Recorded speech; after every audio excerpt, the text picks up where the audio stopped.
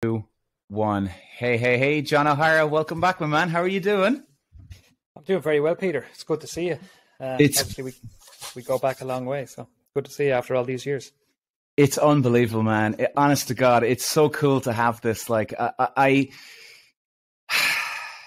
this is so exciting and a relief because, like, it's as you know, racing driving, and it's hard to talk to people about racing driving, what you go through as a driver, and to be fair to a lot of people, if you don't race cars, if you never race cars, how would you know? Yeah, absolutely. And like you're trying to explain certain scenarios to people, and it's, you just don't get, people just don't get it. And if we were talking to a rugby player, how would we possibly know what they'd go through it? So it's really hard to know, but you know what, hopefully like we can give people some insight now into like the way we'd look at racing now.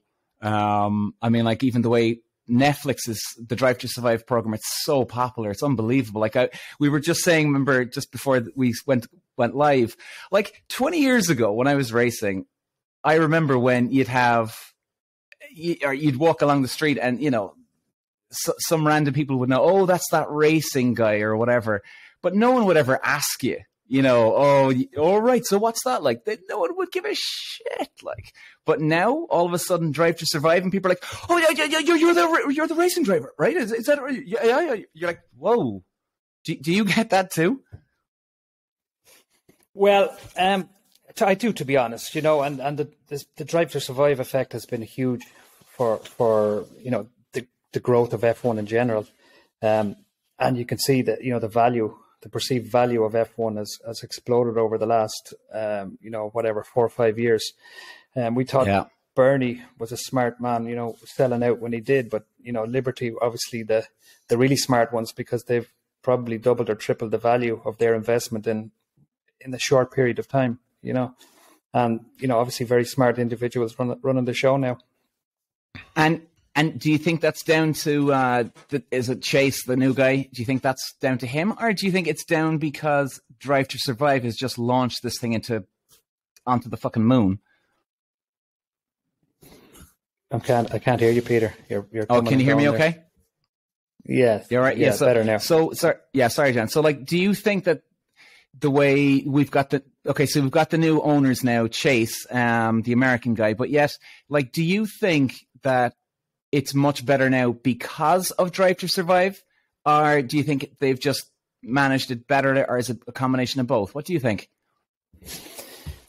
I think you couldn't have one without the other. Bernie built the business, obviously, from nothing, and obviously now he's an old man and he's probably a little bit out of touch with the markets in general.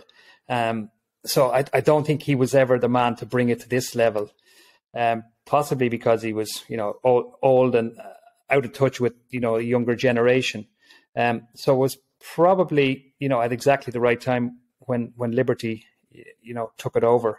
And obviously I think the Drive to Survive series has been a huge boost. You speak to people that I know here, that I went to school with, that were neighbours of mine that had no interest whatsoever in motor racing, and all of a sudden, it's front and centre. It's an easy thing to talk about, and they have a certain amount of knowledge that you can sustain a conversation. Whereas 10, 15 years ago, that just wasn't the case. It wasn't possible. It wasn't, man. And like, before we actually go on now, there's quite a few things I really want to get into now tonight. But first of all, we go back way back. Obviously, we go back to karting days. We're up to racing cars as well. And like, for you, you're like, we all have our separate journey through cars, where I can go to Europe, you could go to America, like, it's kind of like school, primary school, where, you're all in the same class, but then at the same time you go into secondary schools, but John's gone to that school and Peter's gone to that school, and, but then your same path is to Formula One or IndyCar or whatever it is. But like, where did you go? Because I went from Ireland to Holland, then to sort of back and forth to England, then to America, Canada, then back to England, then back to Ireland. Where did you go from the karting days? Where did you go? Well, yeah, the first step was I went racing here locally. Formula V, Formula Ford. Had a little bit of success. Then went racing in the UK, British Formula Ford. It was reasonable success, but nothing to light up any timesheets or anything. Then came back to Ireland, had a reasonable success again at Formula Ireland. And then I went to a series called Asian Formula 3 way back about 20 years ago. And had a little bit of success over there as well. But that opened up sort of a new market for me, new ideas in my head. And ultimately, obviously, I didn't make it as a racing driver. I figured out eventually that I wasn't talented enough. I probably didn't have enough. I probably had the drive, but didn't have the last couple of tenths.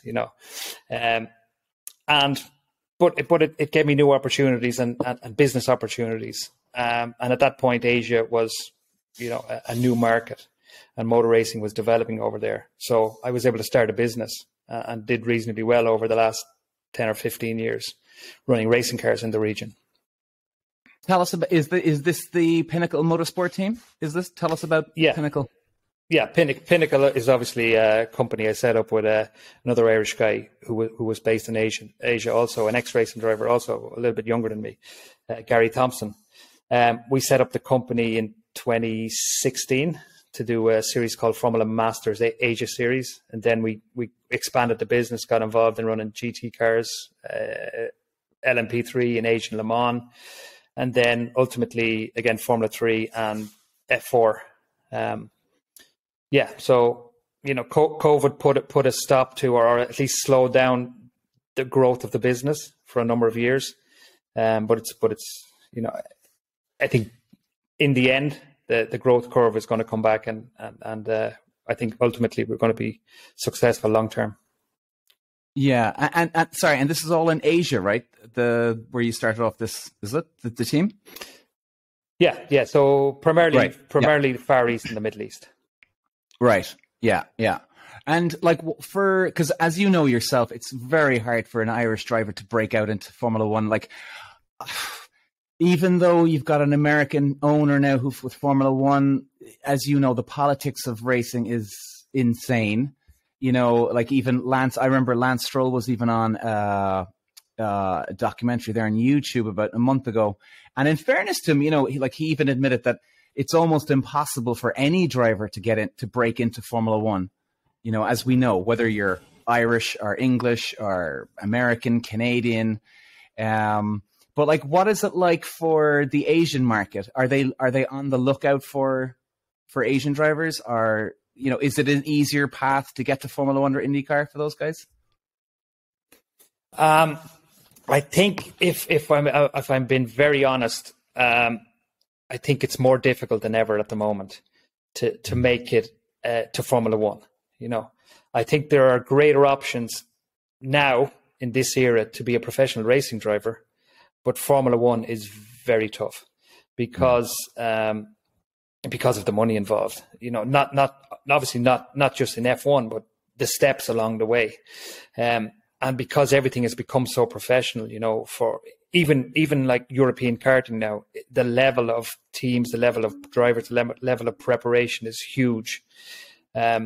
Same when you make the step into F4, you cannot sustain the life of a, 13, 14-year-old schoolboy or girl and be a racing driver alongside it. There's no way to go to school.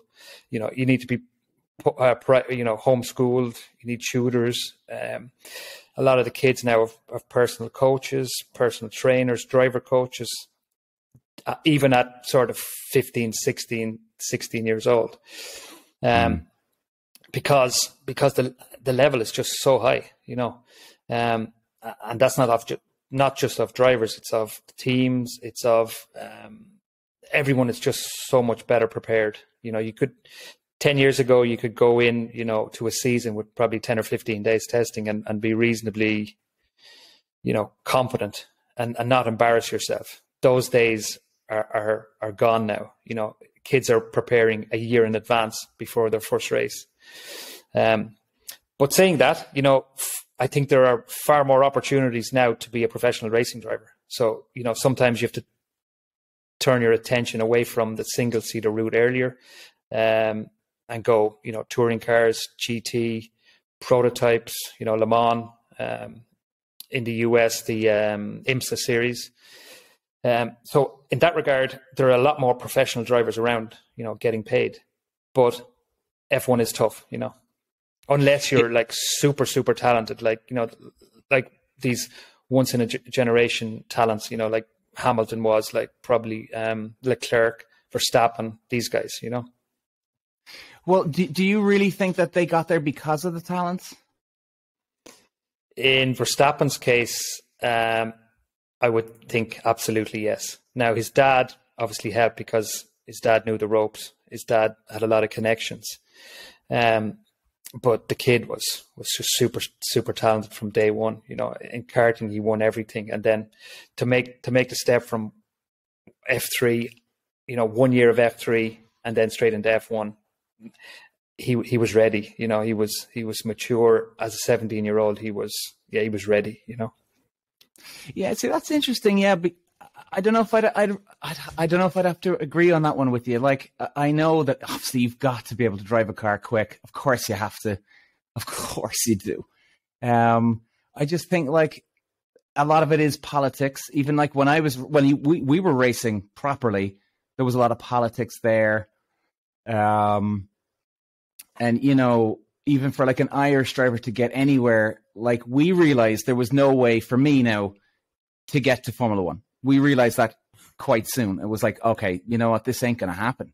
We just don't have the market. He's not here. Ireland's too small. There's only 4 million versus the UK's got 60 million. So therefore the ratings will be down. And then IndyCar was definitely a good way to go to see if you can get there, break into it. Definitely, if you had the money behind you, you'd get there. Of course, like you said, you've got to be fucking talented, no doubt about it. But like I even know a guy now. I won't mention his name on the podcast, but he's in karting now. He's in the international level now, and he was saying, he goes, Peter, when you were back in the day racing, you had to be a millionaire to get to Formula One. These days, you've got to be a billionaire. Like, would you agree with that as well? I would say in 99% of the cases, that's required. You have these, like I say, once in a generation talents that if given the opportunity, they can be, thrust into stardom, from a young age if they're spotted in F4 or spotted in karting. But I would say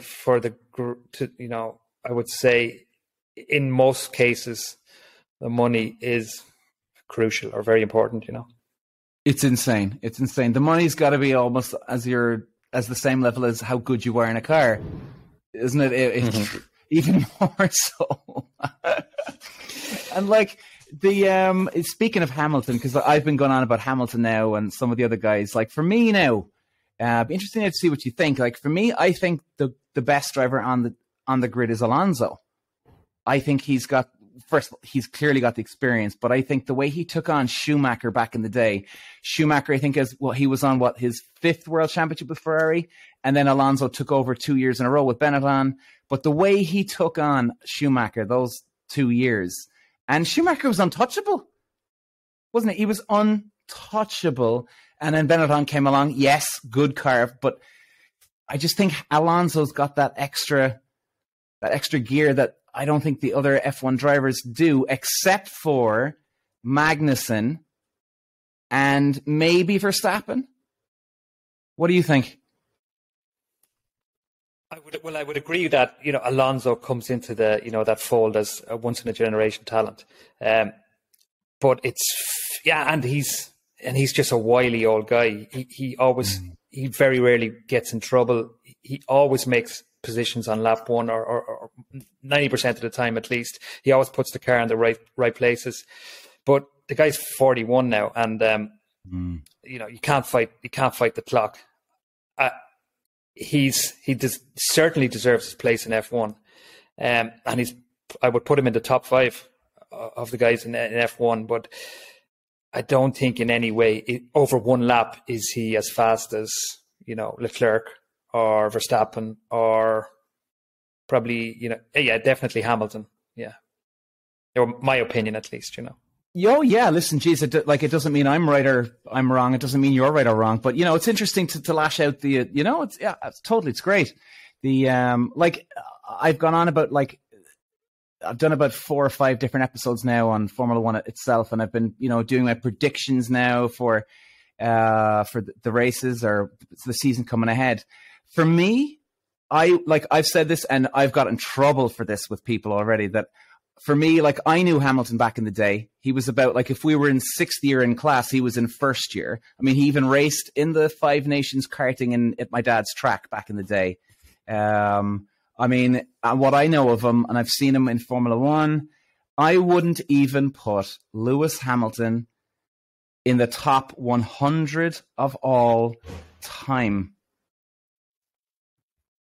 That might be a bold statement to say. Can you say again? The line is not so good. Oh, I'm sorry. I think Hamilton is really good. I rate him. I think he's got serious balls. And every time he's in a race, he'll go for a move. If there's a half a gap, Lewis Hamilton, he's in there, boy. And I love watching him. He's got that old school racing driver in him, which I love. But when it comes down to the real grit, when it comes down to the real top guys, the GOATs of Formula One, I would not even put Hamilton in the top 100 of all time. Now, that's definitely a controversial opinion.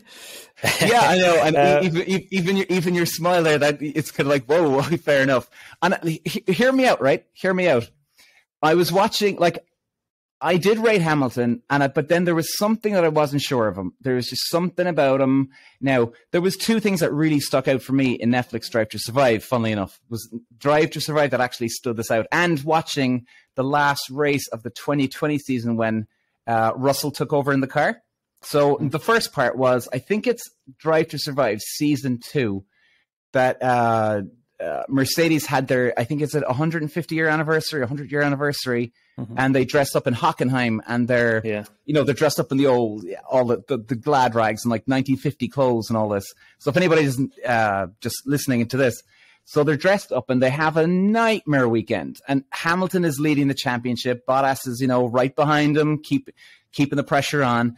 But then what I really noticed from Hamilton, and this is where I see the chink in the armor here, was that in the race, Hamilton eventually he drops down into 10th, and it's a wet race. So and at Hockenheim now, it was very slippy. And in fairness, it could happen to any one of the drivers that they got gone off. The conditions were that bad, it could happen to any one of them. However, Hamilton was in 10th. He's in the lead of the championship. He needs every point maximum to clean up the championship quick, get it done fast. He's in the lead. He's responsible for getting everything he needs to do. And he's in 10th. His confidence is shattered because if you remember, he actually nearly went into the tire wall at one stage. I remember, and he managed turn 1, he had a big spin. Yeah. Yeah. And he managed, luckily, he got lucky. He managed to keep it on the track. And he actually radioed in to the team saying, retire the car. And I swear to God, man, when I watched that, I nearly fell off the couch. I couldn't believe I was hearing this from a racing driver, because what I know of racing drivers, and I can't speak of every racing driver in the world, but I'm going to put my money on that you would be the same as me and most other drivers, that if you're in the lead of the championship and you can get 1 point, all right, you're having a disaster race, your confidence is a bit shook, but you know what? If I walk away with 1 championship point at the end of this race, that'll do for me. You know why? Because at the end of the day, the championship might come down to 1 fucking point anyway. And I'll always look back on that Hockenheim race and say, you know what? That's where I won the championship, because you'd see it with Senna, Prost, Schumacher, and anybody else that have challenged for the championships over the years. It can come down to 1 point every now and then. And he wanted to give up. He wanted to give up. Do you think Ayrton Senna would have done that? Not a hope in hell. Schumacher, not a hope in hell. Fangio, not a hope in hell. They would have bled. They would have cut their arm off, their leg off for that 1 fucking point, because they would have known how serious it was. They wouldn't have mattered. It wouldn't have mattered. And he wanted to give up? Are you really? Yeah, well, it's not it's not the only time he's shown that attitude. I remember in Barcelona last year, he had contact with Magnussen on lap one, and a similar thing happened where he pitted after a puncture, and again he wanted to retire the car at least. But he came back and had a really good race. I think it was the first race last year where Mercedes really showed a little bit of, like they were closing the gap to Red Bull and Ferrari. Yeah, okay. I would agree that it's a funny attitude to have for a guy that's won a championship 7 times. But also, sorry to interrupt you. As Sky Sports say, he's the greatest of all time. I mean, is that really the attitude of the greatest of all time? But also, I think what has changed in recent F1 is, these limited power units, where you're given a certain number for a year, and if you go over that, you have to take grid penalties.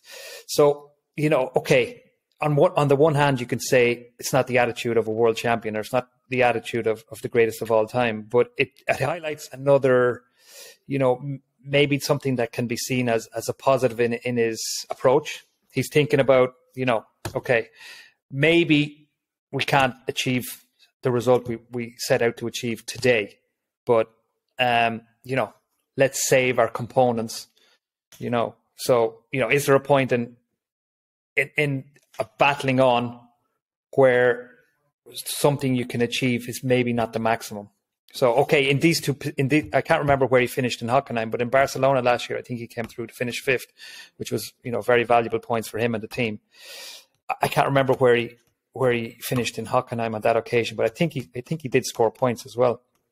But I'm not saying it's the correct attitude, but it does highlight an area that he's thinking outside my result here today. He's thinking about the big picture all the time. My opinion again. Okay, I couldn't agree with that. Now I'm sorry, no, man. Because again, what happens at the championship at the end of the day? What if it did come down to a scenario where it's one championship point and the car was okay to drive on Hockenheim, Yeah. Now, believe me, some people, if they're listening now, they're probably thinking I'm a hater of Hamilton. I'm not. It drives me nuts the way people put him as the GOAT. That's what gets to me. I rate him, absolutely. But as the GOAT, come on, man. I mean, if you look at Ayrton Senna back in the day, maybe you might remember this. Stop me if you don't. When Senna was at Interlagos, now it wasn't for the championship, but it was for his home race, and his car got stuck in 5th. If you remember this race, yeah. I mean, my God, I have never seen a man get out of a car who's won a race who couldn't lift the trophy above his head. That was the most impressive thing I've ever seen in my life. And that, to me, that's what is a racing driver, that he'll go the extra distance, like Hamilton and Hockenheim. Okay, if you're right and he was trying to keep the car, but hang on a second, why not just keep going?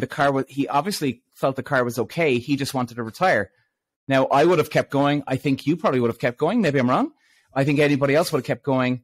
The fact that, look, the car seems all right. Maybe we'll just bring it home, wheel it home, freewheel it home in 10th, But then there's the other part of it where, if you remember, at the end of, is it the 2020 season, when Hamilton got coronavirus and Russell jumped in the car at the last round? Sorry. Do you remember? Oh, I'm sorry. Can you hear me okay? Just give me that one again, please. Yeah. So if you remember the last round in the 2020 season when Russell took over in the car for Hamilton, and Hamilton, yeah. So Hamilton gets the coronavirus, and it makes me highlight in my head, and hopefully everybody else's head, that hang on a second, George Russell is 6 foot, and Lewis Hamilton is 5'8". I even just looked it up a while ago just to see what the difference was. So that's 4 inches, and yourself from being a racing driver, the height can matter a hell of a lot when you're in tight in the cars, And the way I saw it, I went, hang on a second. So this guy, George Russell, jumps in his car, goes around in first practice at the end of that week, the Friday practice, is quickest. He is leading the race on the Sunday over Bottas, who's also the teammate who really should have been ahead of Russell. And so the guy is too tall for the car. Also, at one stage, if you remember, Russell actually radioed back into the pit lane and he asked the team, what does this button do? He didn't even know what one of the fucking buttons did on the steering wheel. Because again, and in fairness to him, he's probably overwhelmed with the whole weekend. He doesn't know what, okay, I'll just jump in the car, just go, see what happens. But yet he's still trying to learn the car. And like for me, if Lewis Hamilton was the greatest of all time, surely be to God, there's no way on this earth Russell would have been able to overtake Bottas, lead the race as well as he could. And surely Hamilton would have been, he'd get 2 or 3 tenths out of the car more than him. Because how many years was Hamilton driving the car? What, 6 years, 5 years maybe before that? Yeah, but I think what that highlights is how good Russell is. It's not a negative towards Hamilton. I think probably Hamilton has had it relatively easy in terms of teammates since his year one when he was Alonso's teammate. Okay, Rosberg beat him 1 year to the championship, but I think that was based on probably a little bit of unreliability for Hamilton, and also he was probably the stronger driver mentally over the course of the year. And then you had Bottas, so probably Hamilton had it easy for 6, 7, 8 years in terms of not being pushed to the maximum in terms of from within his own team. So yes, you can argue that point. You can argue lots of points, but I think what the point you highlight there is it probably shows how good Russell is, rather than and we've seen that last year when they went together head to head over a season. Russell came out marginally on top. It'll be interesting to watch that over the next year or so. Yeah, I think it will be interesting. And here, I'm bashing Hamilton here, but I'll actually even be fair to Hamilton here. I actually think that there's 2 things here. Number one, for last year, I think that actually they were putting their attention in Russell, to be honest. I honestly don't think that Russell would be that quicker than Hamilton. I think they were putting their attention in. I think Russell was their number one for last year to some degree. Because I honestly don't think now Hamilton is that slower than Russell. Now let's go back to when you're saying that maybe, it shows how good Russell is. Like, if Russell's that good, like, do you think then that he's, as a lot of people say, do you think that he's Hamilton level, as most people think he is? That's very difficult to say. I think one thing we haven't seen since Russell joined is Mercedes, at least with a car that's been competitive over a sustained period, as in, a race winner. Okay, they won a race last year, and they won it fair and square. But it'll be interesting to see if Mercedes get their stuff together and have a competitive car on a sustained period of time. Will the results be similar, or will Hamilton raise his game when the car is capable of more? This is what we've yet to see. My feeling is he will. He's maybe a bit demotivated at the moment because he doesn't see wins, like he's had over the last 6 or 7 years. With Mercedes have always had a really competitive car. This will be interesting. I can't answer this, but my feeling is Hamilton, if the car is capable of a sustained championship challenge, I think you'll see more from Hamilton. Again, this is my feeling. I've never been a massive Hamilton fan. I've had a huge amount of respect for him. But where it changed for me was that year he went up against Verstappen. That massive year for F1, and you see his mentality that year and how he dealt with the challenges thrown at him. And I think he carried himself really well. The way he raced Verstappen when Verstappen was very aggressive, probably overly aggressive at points, and the way he carried himself when he lost that championship. For me, it says a lot about him. Not just as a racing driver, but as a human being. Sorry, go on. Go ahead. All right. No, but surely Hamilton should have that, like the way you're saying he raised to the game of Verstappen and all that. But that's what you need to do anyway as a racing driver. Mm-hmm. That's what you need to be. You need to be at your max all the fucking time. You need to be on the case. If you're racing the guy, you're racing the guy. And I'll even give Hamilton that. I'm going to actually stand up for Hamilton big time here with Silverstone. If you remember, they went on, turn one, lap one. He takes Hamilton goes to the inside. Is it Cops? Cops. I can't remember the name of the corner. Yeah. He goes into the inside, and everybody's like, "Oh, that was crazy from Hamilton. Nobody goes there. That's ridiculous." I actually think, good job, Hamilton. I was actually bravo. It took me a while to kind of, I was kind of replaying the incident over and over again to see exactly what happened. I was like, "What happened here?" But the more I thought of it afterwards, no, Hamilton was dead right to go for it. What if he didn't? I would have been fucking worried, man, because it's a gap. You're a racing driver. This is exactly what we need to do as racing drivers. You need to go for gaps. Well, that's the Senna, out of the Senna school of motoring there, Plus, I believe he felt he had to put manners on Verstappen at that point. He felt he had to take a stand, because if he didn't, Verstappen was going to, take those risky moves on a far more regular basis, But to answer your question, yeah, sorry, go on, go.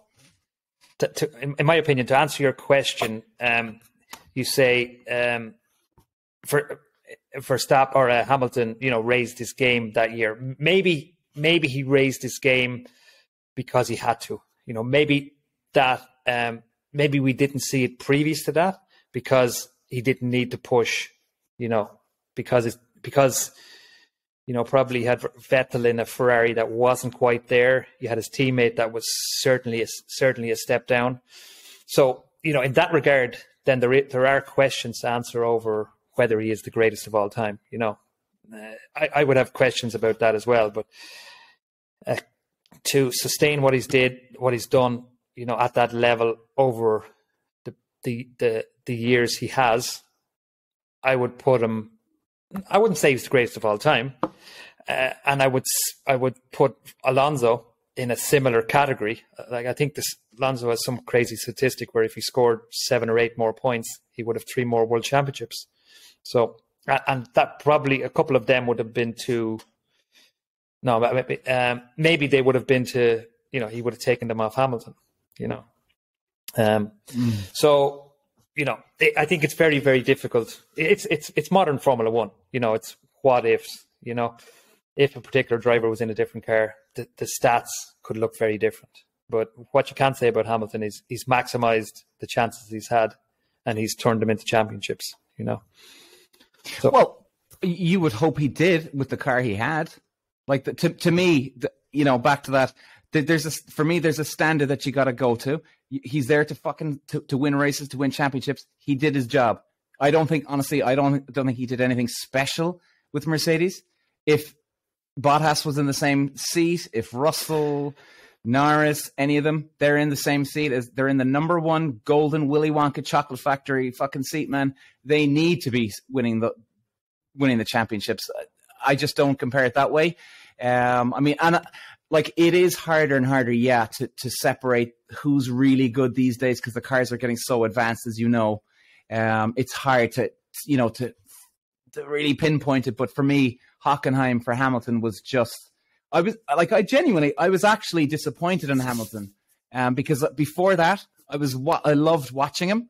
But then all of a sudden I see he's complaining all the time, bitching and moaning. He puts the team down on the team radio. That's not what a champion does, man. The champion fucking encourages the team. The champion keeps the motivation going, keeps the fucking positivity going, keeps it moving forward in a positive direction. He's a fucking leader. He's the captain on the pitch. He's the captain in the trenches with the guys. He doesn't start by pissing all over them in a bad way. That's not what the greatest of all time does for me. Made me sick.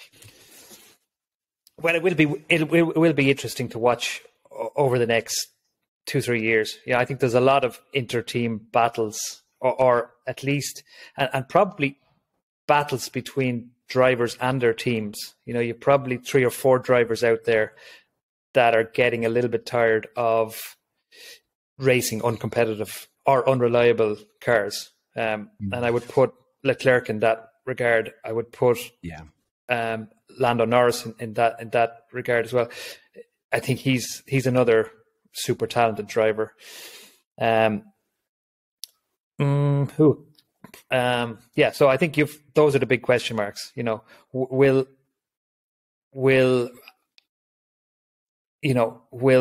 Leclerc stay at Ferrari long term? I'm sure that tensions are getting seriously frayed there, and it would be a similar situation with Norris. You know, the question is where they're going to go if they decide to jump. But a driver like either of them would be very highly sought after once you know they did come on the market, if they did, you know. Yeah. Okay, well, we definitely can't agree with the Hamilton one anyway. But I definitely agree with you on Leclerc. I definitely rate Leclerc. He's really good, great qualifier, great racer. You can see he's got the karting backbone in his system. You know, Verstappen obviously does too. Alonso, Hamilton, obviously he does as well.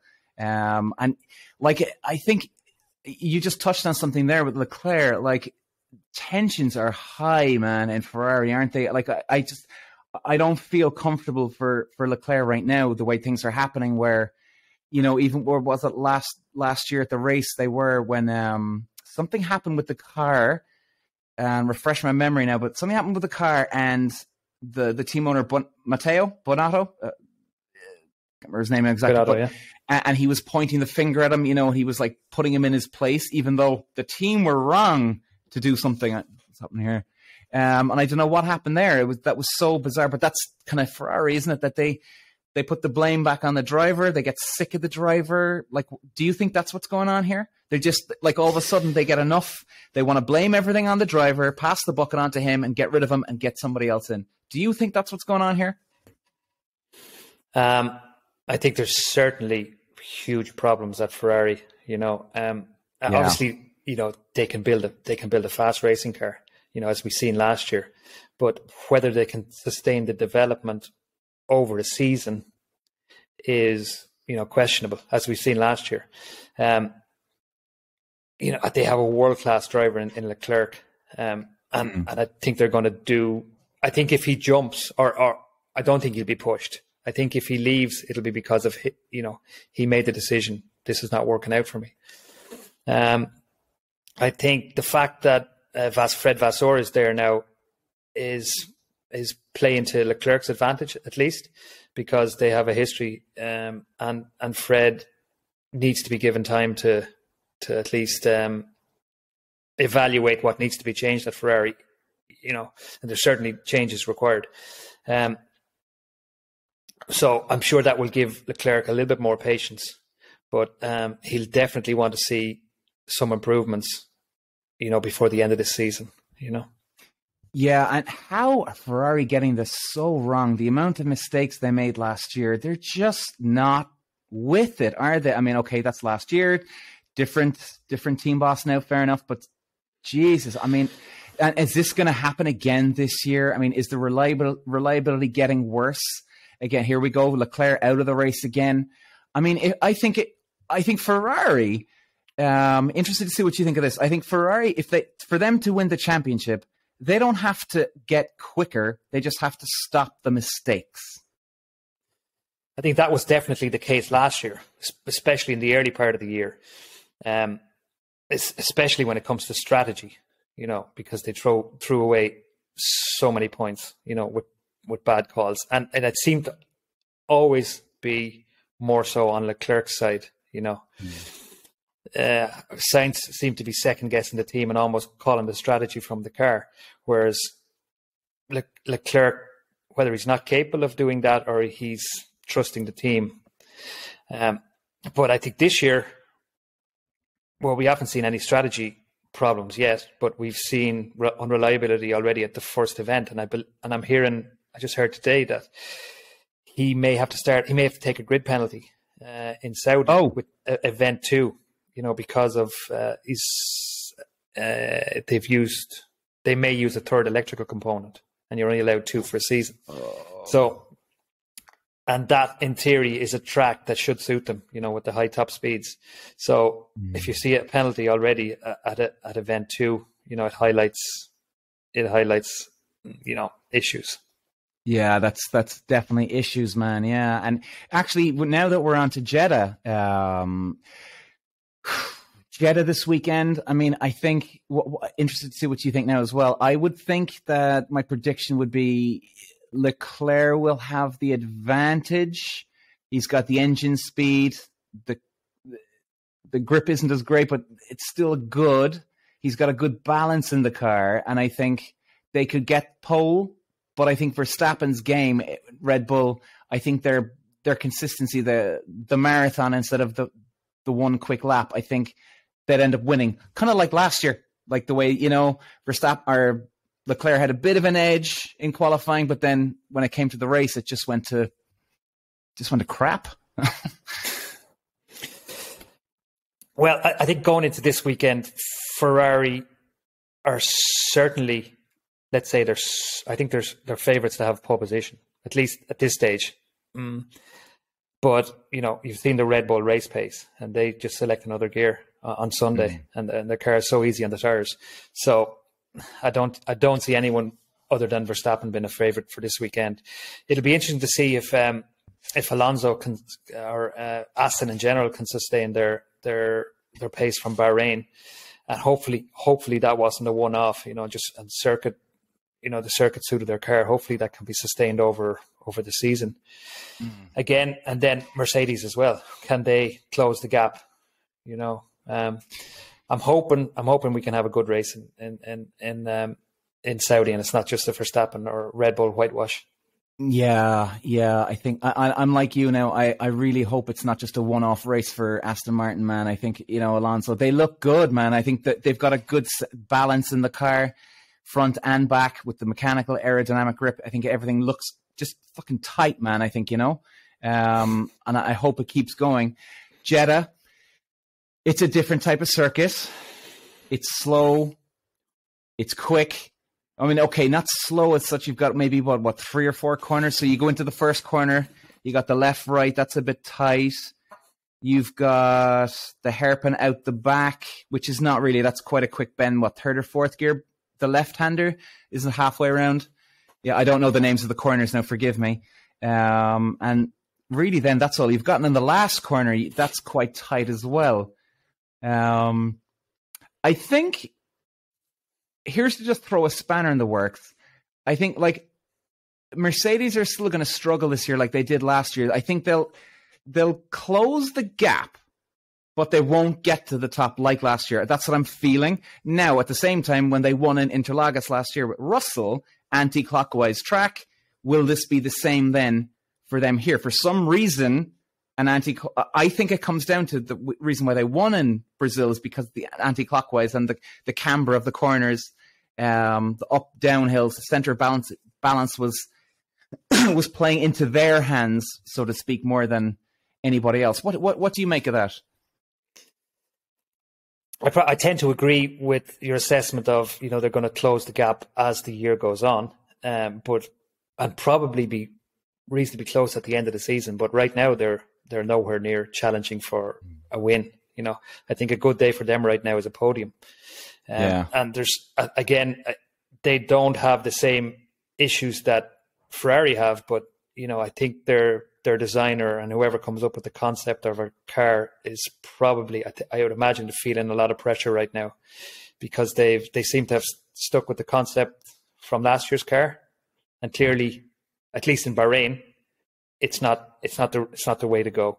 Everyone else has followed Red Bull, and as a result, Mercedes have slipped back a little bit. So.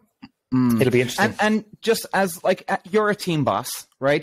From your experience now, okay, fair enough, it's F1, but still, I've never been a team boss, a team owner in a racing team, so I don't know what the pressure is like. I don't know what it's like, how to develop the car, or even the drivers, gelling them together better to work better. I don't know, but if looking at your team boss mindset now. What do Ferrari need to do? Just not the mechanical side, but just the the mistakes they've made, bringing in Leclerc and Sainz at the same time. And I think was it Monaco that the two drivers were in at the exact same lap. These stupid mistakes, right? Human mistakes that you could easily ignore or correct. Like, if you're the team boss of Ferrari, what would your approach be to correct these just idiot mistakes? Yeah, well, based on last year, I think a relatively easy fix was on the strategy, because that's not rocket science, and every time you overheard radios, it wasn't just plan A, plan B, plan C. If things get really tough, it was plan D, E, F, and they probably overcomplicated the thing, and for me, strategy is a reasonable or a relatively easy issue to sort. They got the difficult part right. They made a fast car. Okay, and they had two top drivers. Quick car, quick engine, top drivers. For me, the easiest part is strategy. And if you can't do it yourself, just headhunt. Budget is not an issue with Ferrari. Go to Mercedes and offer the guy, whatever it takes to get him to move to Italy. Go to Red Bull, do the same. You've seen a similar situation with Force India, Racing Point, Aston. They were always known as the giant killers. They were always able to maximize everything from their package. Go to them and make a ridiculous offer to their chief strategist. And for me, that is, and maybe they're doing that. Maybe I'm naive in my thinking, but where this year we have a slightly different scenario. Their car is not fast enough, and it's unreliable, and we haven't seen whether they can fix their strategy issues yet, because they haven't got to the stage where a strategy call has decided their race or not. So it's a slightly different scenario. I think Vasseur needs to be given time, because he's obviously a top-class individual. He showed what he could do in the junior formulas. He's a really switched-on guy. And I think he needs to be given time to monitor the situation, see what's wrong, and given space to make the changes he feels that are necessary. I think Binotto was a top technical guy, but he maybe had some deficiencies as a people manager, and they possibly tried to copy this no blame culture that they've seen at Mercedes, whereas in the past people got fired at Ferrari for sport, whereas last year nobody got fired, or at least no public hangings were evident. And maybe there's a happy medium there somewhere. Maybe there's, you need people to maybe not fear for their jobs, but fear for, make them a little bit more accountable, and I believe that Vasseur is the man to sort it out, but it's going to be like when John Todd came to Ferrari back in the late or the mid 90s. It took 4 or 5 years before Schumacher won the first title. Whether he'll be given that time is another question. Yeah, unless he gets fired from Ferrari himself for trying to change too much, maybe. Sorry, can you repeat? Oh, unless if he tries to change too much, he might get fired himself from Ferrari. Yeah, but I think if that's the case, it's Ferrari that's going to lose out, because how many team principals have they had in over the last 10 years? Binotto lasted 3-4 years, but before that it was like bang bang bang. I can't even remember, but they had Arriva Bene. They had 3 or 4 guys there, probably in 3 or 4 seasons. So I'm hoping Ferrari at the front is good for F1. Ferrari, it's fantastic. The passion, I love to see them winning.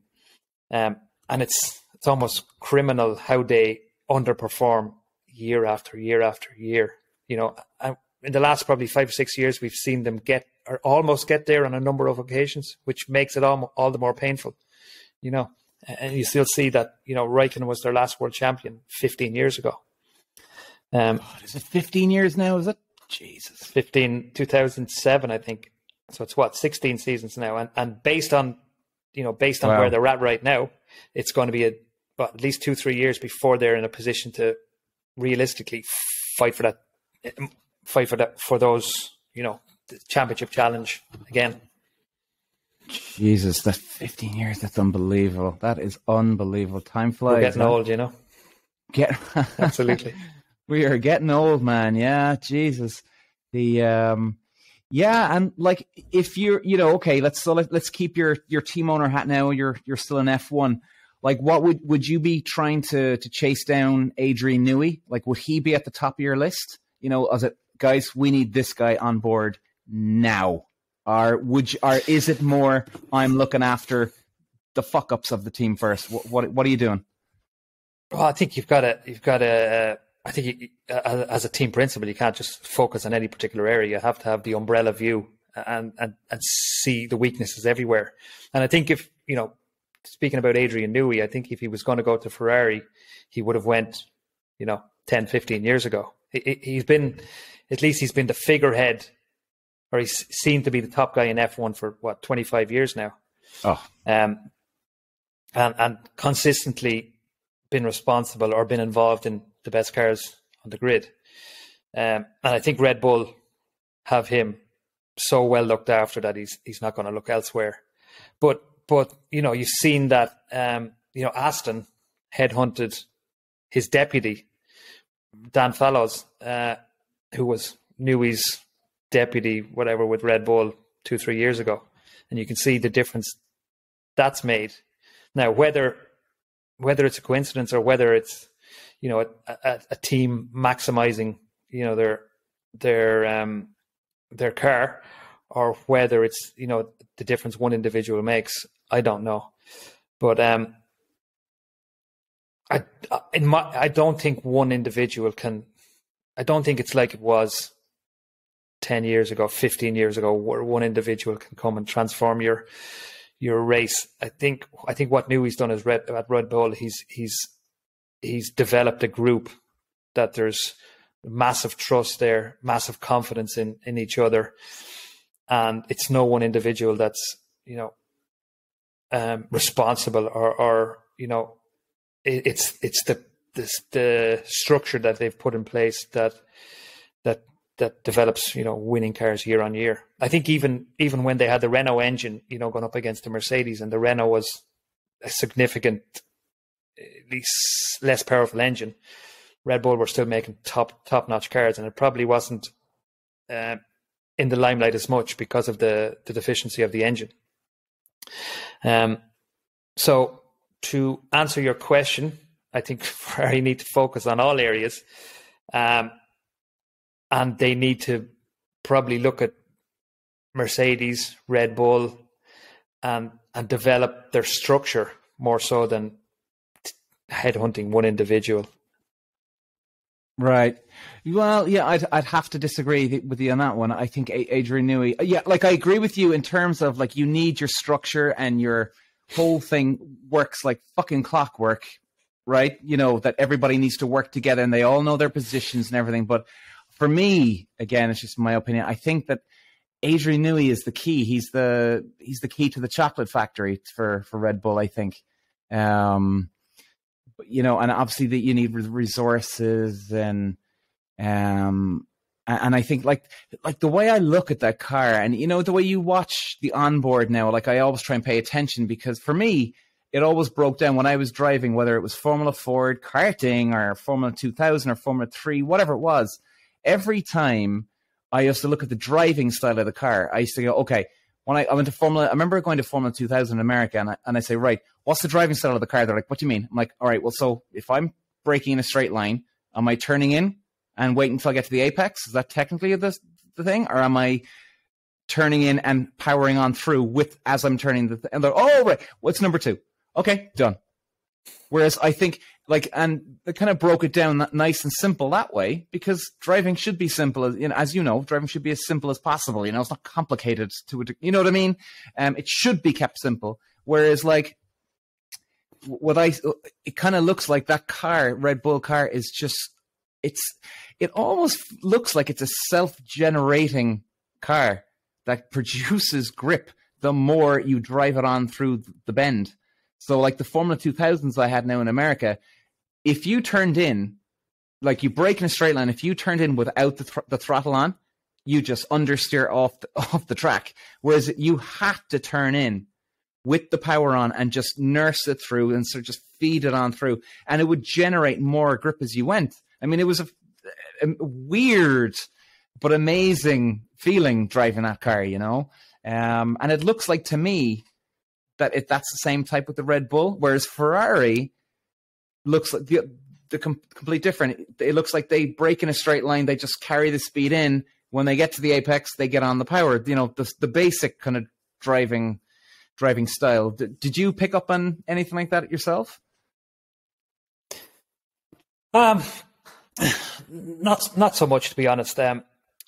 You know, even the slowest car in F1 is like a really good racing car. You know, and I think with every car there's deficiencies. You know, even with a Formula One car, probably the best car on the grid, it's going to have a weak area. And I think with these race cars, you have to drive. You cannot make a car suit the driver, or let's say you can manipulate the setup to better suit the driver. But I think these guys, they adapt to, you know, the way the car needs to be driven. You know, I agree. 100%. Yeah, yeah. And that's why they're the best drivers in the world. You know. Well, I wouldn't say they're the best in the world. These guys, no, I can't agree with you. That's just a label these guys have, man. Okay, I tell you. Okay, tell me this: who's not on the grid that deserves to be on the grid? Who's not on the grid? Yeah. Oh, okay. That well, deserves to be on the grid. You mean right now, current 2023? Mm-hmm. Oh, okay. Or who's on the grid? Or an easier question for you: who's on the grid that shouldn't be there? Fair enough. Easier question. I would not rate Norris. I would not rate. No. I'm just trying to think of the teams now. I like Hulkenberg. I like Magnussen and Haas. Give me another team. Gone blank now. Who else? Williams. We got Albon and De Vries and Tsunoda. Albon and Logan Sargent and Williams. Sargent I rate. I think he's pretty good. He was good in F2, wasn't he? Now, to be fair, I don't know hugely. My experience on F2 isn't great, but what I've seen of Sargent, I think I would rate him. Obviously, I think, you know, he needs to find his wings here a bit. You know, he needs a couple of races in and he'll get the hang of it. But I would rate him for now. Albon, I don't rate at all. I think he can pull out quick laps, yes, but his mentality is just not with it. He's too. I honestly think he's weak mentally, and he showed that when he was beside Verstappen. You know, yeah, a little bit. Yeah, I wouldn't have judged him by that alone, but yeah, maybe you're right on that one. Yeah, maybe you're right. I just don't think he has it. He just doesn't have that. I would call it the inner monster in him, that demon that wants to destroy and rip drivers' heads off. Aggression. I don't see it in him. Who else is there? Aston Martin. We got Alonso and Stroll. I think yeah. Now, there's a lot of people saying, "No, yeah, well, you know, Lance Stroll is only there because of his dad." Of course, he's there of his dad. Look, end of the day, and you know what? Any listeners out there?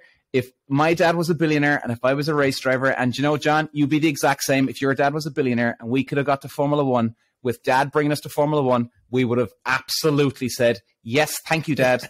I love you. This is going to be awesome. What fucking driver wouldn't, right? What driver wouldn't? You know, that's just a ridiculous debate when people go on about that. But I actually do genuinely, I think Stroll is really good. I think he is. He's ballsy.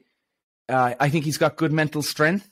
I mean, for him to put it on pole in the wet, wasn't it Turkey? And it was a really... correct, yeah. Yeah. Now, look, he got lucky in that as well. But, you know, I rate him. I do rate him. I think Alonso, clearly I rate him too. Well, maybe you'd be surprised at this. I do rate Hamilton. definitely. I think he deserves a seat. He's got the old school in him. He's great to watch. He'll go for gaps that other drivers wouldn't. Russell, I think Russell's more of a qualifier than racer. He can definitely pull off the job in a race, but I don't know about him. I have a question mark over Russell, but qualifier, brilliant qualifier. Absolutely, no question, brilliant. Who else do we have? Bottas, and who's Bottas with? Teammate. Bottas and Guan Yu Zhou. Guan Yu Zhou, I can never pronounce his name. Well, I think we all know why he's there from Netflix. I mean, the guy didn't even want to train. He hated training.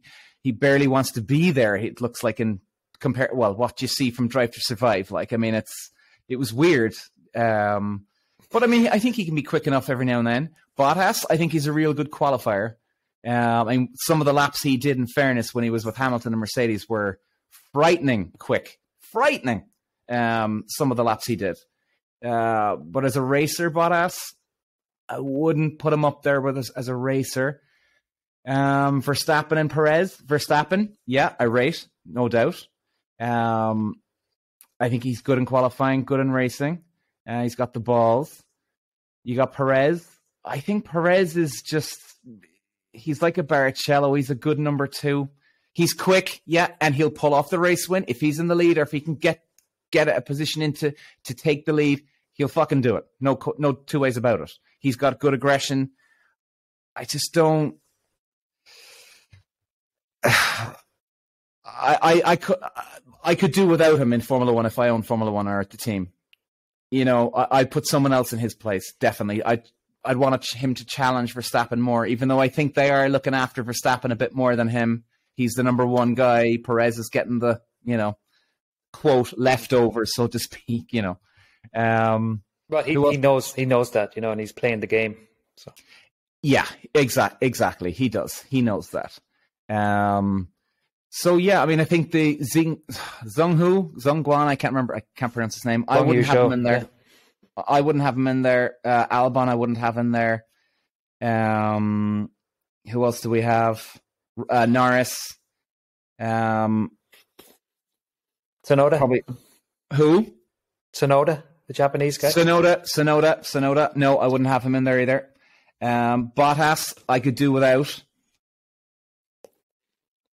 I'm just trying to think if there's anybody else.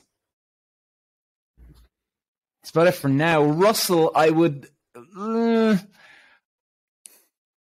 He's a great qualifier. I don't know. It's hard to know what he brings to the team, feedback-wise of the car. It's impossible to know. Impossible. But I'd have a question mark over Russell. Back to you, sir. Who is there anybody that you think does not deserve the seat?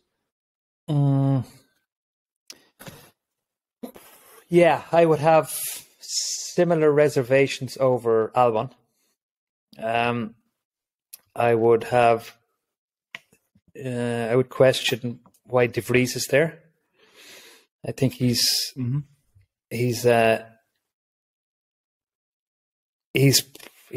probably got a little. I wouldn't say he got lucky, but he took advantage of a situation last year when Albon got sick, at a circuit where Williams was very strong and done really well, scored points in a Williams. But I think long term he'll be found out. I don't think he's got the speed to be in F1 long term. Who else have we got? I think Perez there's commercial reasons also why Perez is there, because huge market in Mexico. So that needs to be, taken into consideration. It's a business. So you have that. Same with Tsunoda, Honda. But it'll be interesting to see how he goes this year. I think if he puts De Vries away, puts his teammate away on a consistent basis, he'll probably get another year. If he doesn't, I think he could be heading back to Japan. Zhou, again, commercial reasons probably, but he's done well against Bottas. But of course, that's China is a huge market and a big advantage having a Chinese driver in F1. Logan Sargent, I think he needs to be given a year before any conclusive decisions made. Piastri, I think he could be a real star. You know, and I would disagree with John Norris. I think Norris 100% deserves his place. You know, basically ended Ricciardo's career. So I think he deserves a spot. Then you have this, let's say, the middle ground, Ocon and Gasly, Stroll. Probably they can. There's a valid point for arguing why they're there. But I think that could easily go the other way, you know, if they have a bad season. So I think in the middle ground you have Stroll, Ocon, Gasly, probably Tsunoda, Bottas also, you know.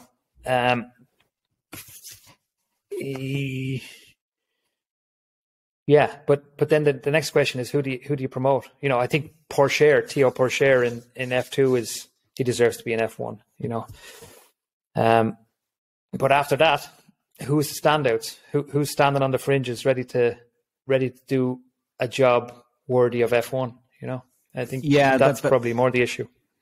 Yeah, that's a good question. And actually, back to De Vries, how did he get? I know he's obviously connected with Toto Wolff, but do you think Toto was behind all that? He got him in there. Well, I think Toto was pushing Williams to take him.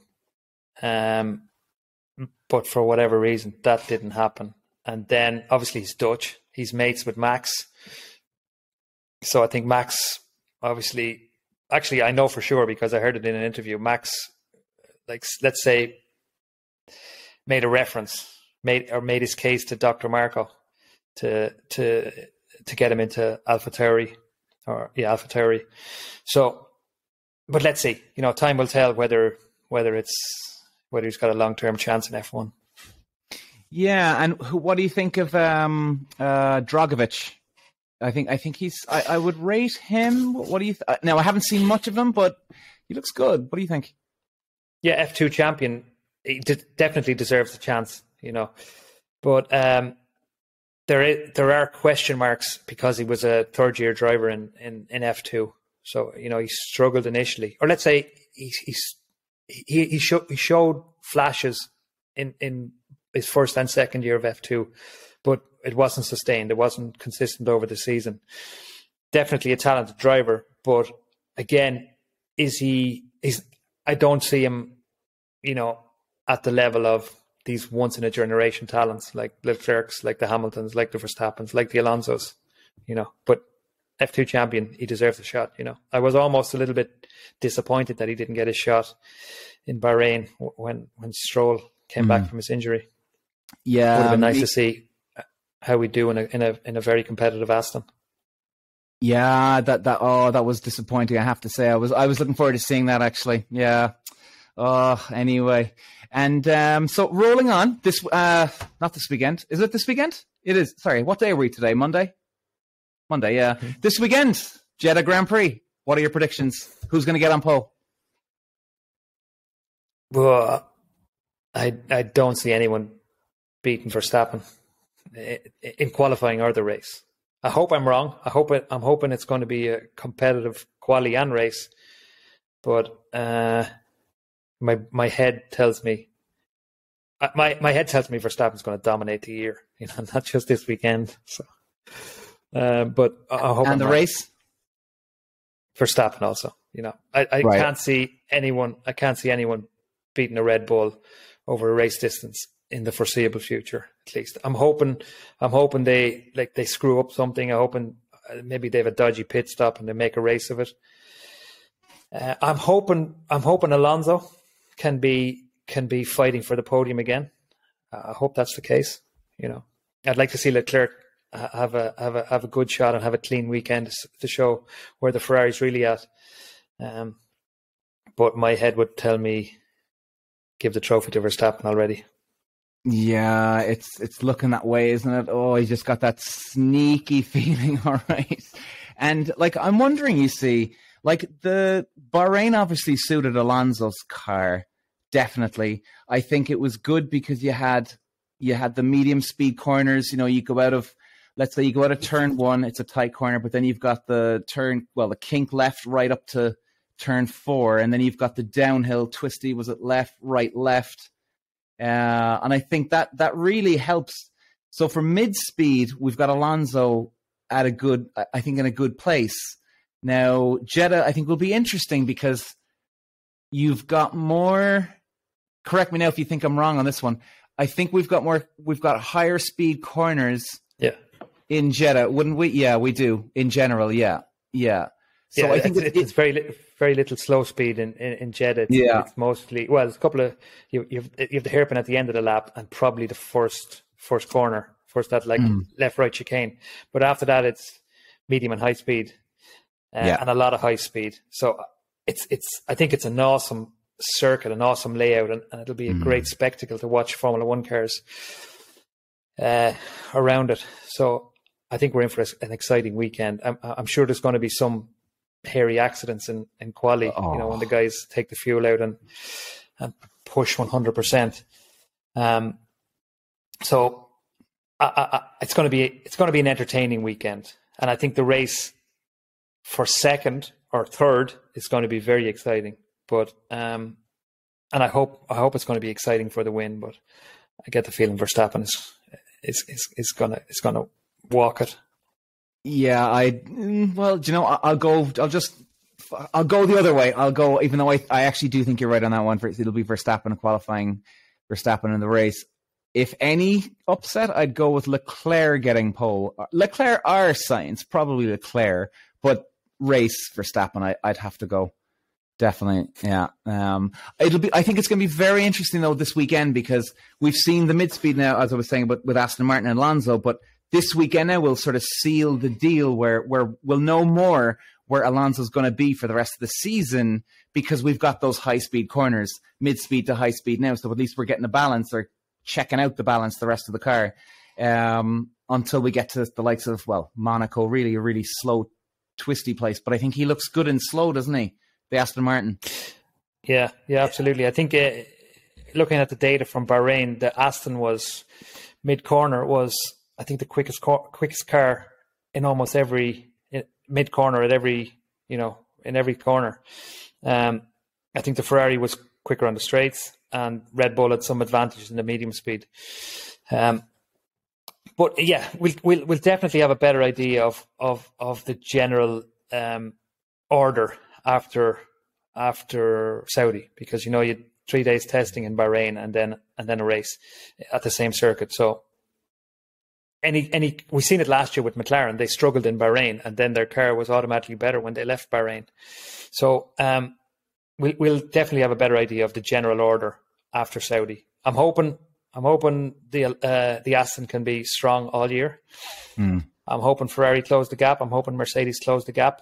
After that, the midfield, it seems like you have Alpine, you have Alfa Romeo, you have Williams, you have AlphaTauri, you have Haas, and you have McLaren, probably at the back of the group, but all very, very close. And I think the order can be, turned upside down based on, how a car suits a particular circuit.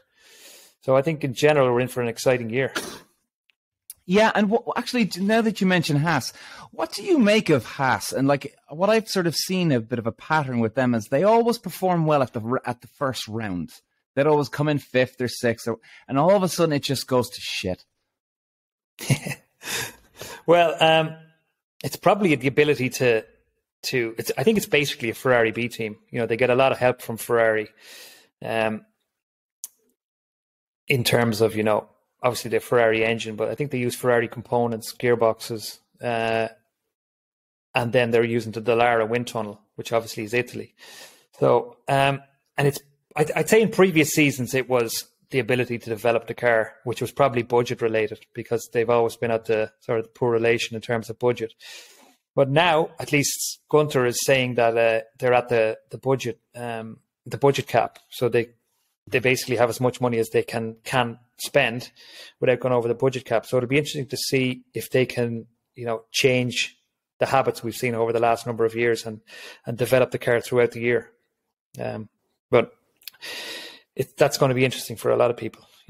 I think the one team that has shown over the last couple of seasons that they can develop a car and develop strongly is Alpine. So again, it'll be interesting to watch where they're at. I think they had they had Gasly had a terrible qualifying, and then Ocon had a terrible race. But the car, with Gasly starting where he started to get through and score points, it shows the car definitely has speed.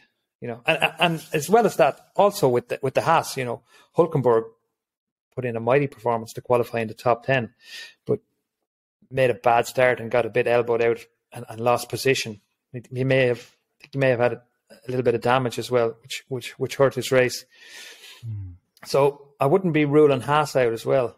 So you've that second group is going to be very interesting and very competitive. Yeah, I think so, man. I think so, yeah. And finally, before we wrap it up today, tell us about Pinnacle Motorsport. Your website is pinnaclemotorsport.ie, isn't that right? Pinnaclemotorsport.net. Oh, sorry. So, there you go. We started the company in 2016. We just spent 2 months in the Middle East running the Formula Regional Middle East Series and F4 UAE, which is obviously F4 is the first level out of go-karts. Very, very competitive championships. There was 40 cars on the F4 grid and 28 cars on the regional grid. So it's basically where all the coming drivers spend their winter now. We ran four cars in Formula Regional and 3 cars in F4. We had a podium in F4 with Brando Bador, who's Luca Bador's son. He was Ferrari test driver for a number of years. And then we won a couple of races with a very quick Spanish driver, Pepe Marti, who just took his first FIA F3 win in Bahrain, actually. We scored podiums with 2 other drivers in Formula Regional. Tassanapol, who's a young Thai kid, very promising also, and a Mexican driver, Rafael Villagomez, who is also competing in FIA Formula 3. Nice. And is this all this year now, or is this last year's results, or both? Or this series was 5 events run in the Middle East, so the series is over now.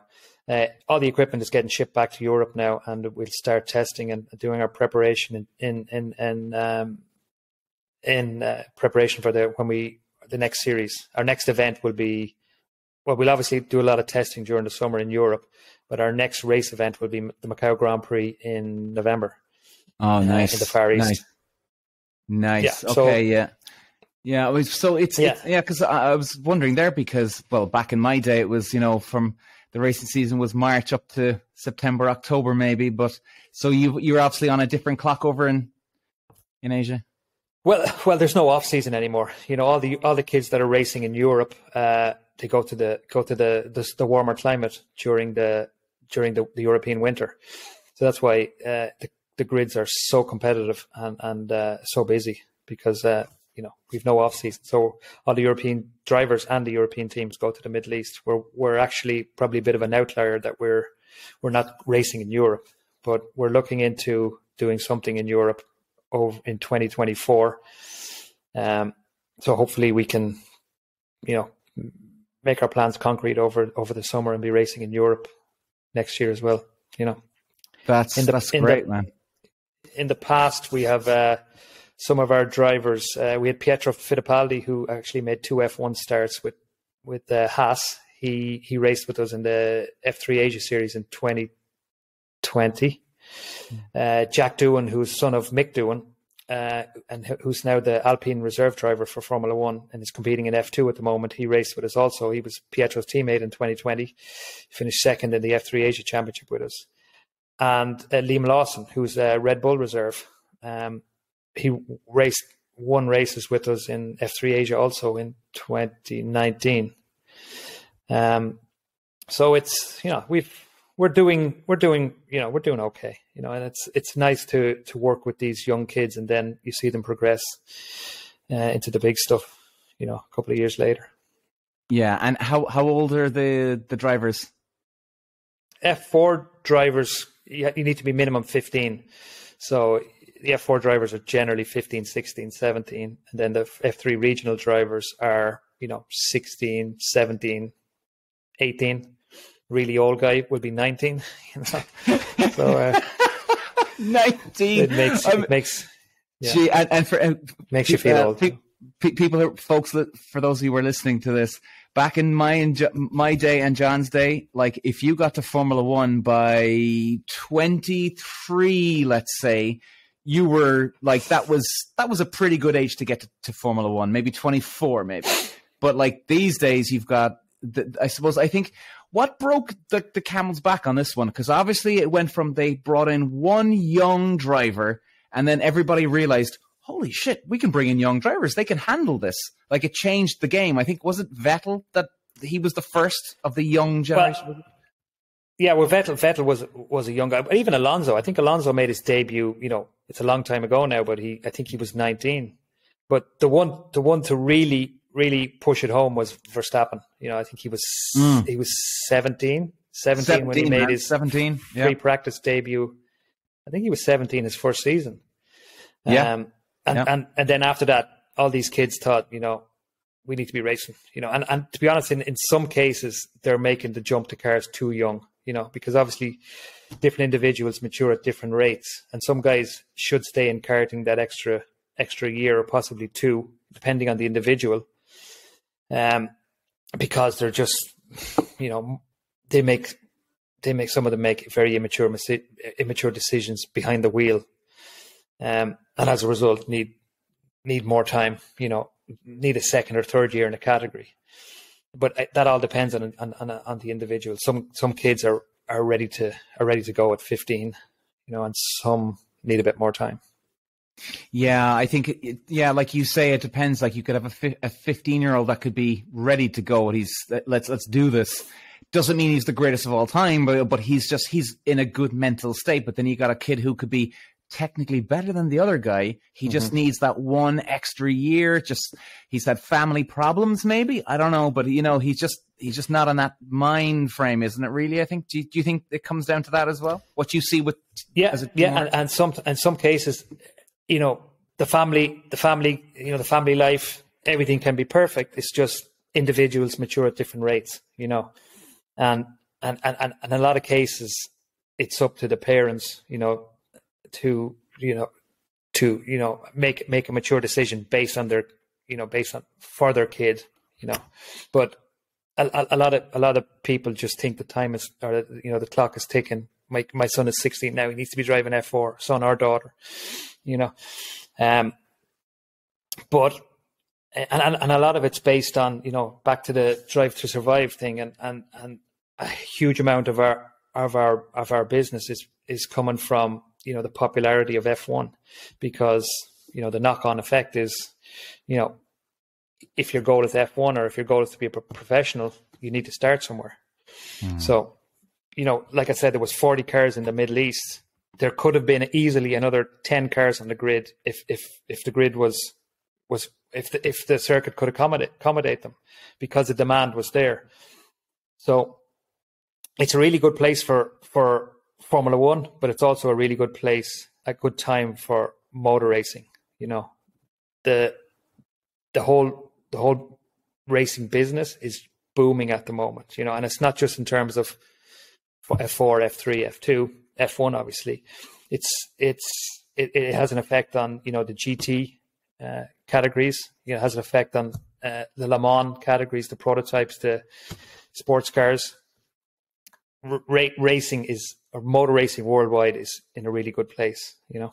That's great, yeah. And do you find as a previous, like the fact that you are a team owner now and you have been a race driver, do you find that the racing drivers you have on board, do they respect you more? Do they respond to you more? Or does it help you outright, or does it make things worse?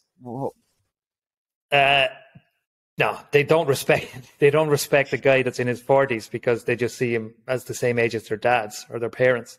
So generally, okay, it helps if you're called to the steward, if your driver gets involved in an incident and you're called to the stewards, you can see an incident from a racing, or from the driver's view, and you can at least advise the driver, well, this is how we argue this point, or take your punishment, you were 100% in the wrong. But in terms of, do they respect you? No. In my experience, you need young engineers to work with young drivers, because now smart engineers, obviously, and an experienced chief engineer to oversee them, because then they can speak the same language, But yeah, no, in terms of, the days are gone where I can advise, a young kid, how to drive a racing car. They're not interested to listen. And plus, as well, the cars are different now. The way you drive a modern racing car is different to what you and me drove, years ago. That's right. We had the standard H box, man, the old school days, man. Fucking one hand driving, and you up, down, up to the top right, top left. Jesus, whereas just paddle shifts, and I mean, I think it's a lot easier with paddle shifts, really, isn't it? In a way. Yeah, but it is a lot easier because it's one less thing to you can't screw it up, basically. Like you could with a misshift on a H pattern gearbox. But what has changed is the utter level of competitiveness, and it's not because the kids are more talented now. It's just because they're better prepared. So the gap between first and 35th is so minute, because everyone is just so well prepared. Because they're doing all the mileage, because they're getting all the advice, because they're prepared, mentally, physically. It's just become so professional. Yeah. Well, geez, if without all that preparation, I'd be worried if it wasn't that competitive, to be honest. Jesus Christ. Absolutely. Yeah. Absolutely. So, listen, dude, this was we've been on for almost an hour and a half. This has been it's been great. Yeah, it has been good. I've enjoyed it, actually. Really enjoyed it. Yeah, I've really enjoyed this, man. This is very cool, and hopefully we can do this again. We'll stay in touch now, and we'll see what when you've free time and stuff, and hopefully we can do more predictions for other races, and you can give us the reports on how you guys are doing during the year and things like that. Sorry, Peter, you say again? As in, so hopefully we can have you on again, where we can do more predictions. Which would be great. Yeah, absolutely. It's been a pleasure. I've 100% enjoyed it, and it's great to catch up after all these years. We go back almost probably more than 30 years to our first cadet race. And guys, anybody that's listened, I have literally spoke to John, I'd say about 2 weeks ago on Facebook, and we haven't even spoke for probably 20 years, and until tonight, and until literally about 3 minutes before I pressed record to start the podcast. We had a 3-minute catch up, and we jumped straight into the podcast. So yeah, listen, dude, it was brilliant. And thanks for coming on, man. It was so cool, so cool. Pleasure, and absolute pleasure. And I wish you all the best with your podcast, and we'll certainly keep in touch. Yeah, I'll be listening intently. Yeah, thanks, man, and hopefully best of luck for this year as well. And when is the first race? Or has it been? Did you say again? Well, so our season is just finished. So now it's our off season. So our next race is Macau Grand Prix in November, and then we'll go to Macau Grand Prix. Then we'll go to Sepang in Malaysia in end of November and December, and then we're back to the Middle East next January and February. Cool. All right, my man. Well, listen, that was great. Thanks very much, John. Great. Thank you. Thanks, and thanks for everybody listening. Take care. See you guys.